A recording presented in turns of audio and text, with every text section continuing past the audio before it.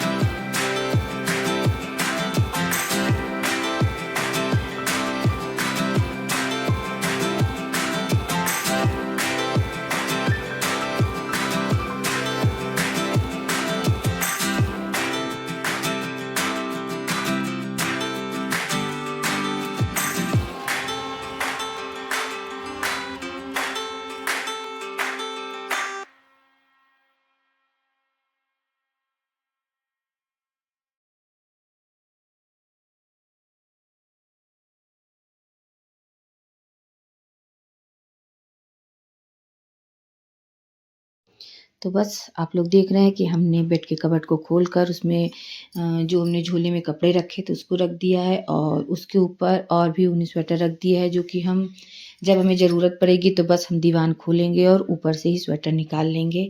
तो बस इसी तरह हमने फटाफट सभी स्वेटरों को एडजस्ट कर दिया इसके अंदर, और जो नॉर्मल स्वेटर थे उसे हमने निकाल लिया था, क्योंकि उसे हमें कबर्ड में सेट करना था। तो बस यहाँ से हम ले जाएंगे उस स्वेटर को, वहाँ कबर्ड पर सेट करेंगे। और आप लोग देख सकते हैं कि हमारे लड्डू गोपाल की अलमारी भी वहीं पर रखी हुई है, जो कि ब्लू कलर की है। तो इनके स्वेटर भी इसमें हमें एडजस्ट करने हैं। अभी तो कॉटन के ड्रेस रखे हुए हैं, तो अभी इनके भी ड्रेस हमें निकालने हैं। तो जब इनके ड्रेस हम निकालेंगे तो आप लोग को ज़रूर दिखाएंगे कि इनके कितने प्यारे प्यारे सुंदर सुंदर ड्रेस हैं। तो बस इधर हमने एक कबर्ड खोल कर उसको सही कर लिया था, और अब हमने दूसरी तरफ का कबर्ड खोल लिया है। और यहाँ पर भी हम अपने और जो कपड़े वगैरह हैं, सॉक्स वगैरह है, जो कि हमने पॉलीथीन में रखी है, तो बस उसको यहाँ पर एडजस्ट करेंगे, क्योंकि सॉक्स वगैरह हम पॉलीथीन में करके रखते हैं कि जब हमें ज़रूरत हो तो बस हम वो पॉलीथीन निकाल लें और सॉक्स को निकाल सकते हैं उसमें से।